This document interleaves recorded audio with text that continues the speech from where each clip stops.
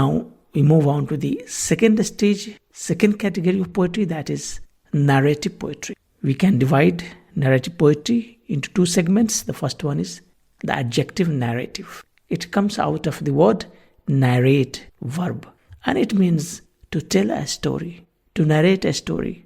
And then we have the word poetry, which we already know. The English word poetry comes from the Greek word we talked about, poiesis or poio, meaning making or creating something. Now we move on to the next step of our discussion, that is definitions of narrative poetry. What are they? It is defined by its function as a storytelling medium.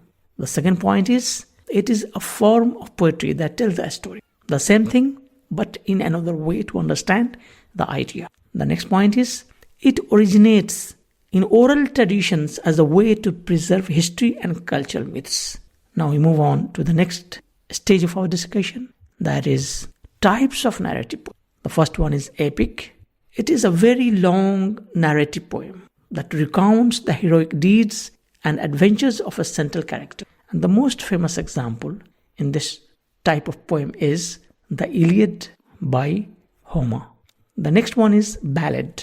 It is a shorter narrative poem that tells dramatic, often tragic, or romantic folk tales. So this type of poem is comparatively short. Of course, it tells the story in a more dramatic manner, and that way of telling a story may be tragic or romantic or maybe about folk tales. And the most famous example is the Rime of the Ancient Mariner by Samuel Taylor Coleridge. The third one is the Idyll or Pastoral.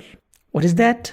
It is a short or moderately long narrative poem that focuses on chivalry, courtly love, adventure and romance. So this kind of narrative poem is not very long, moderately long, like not very long and very short.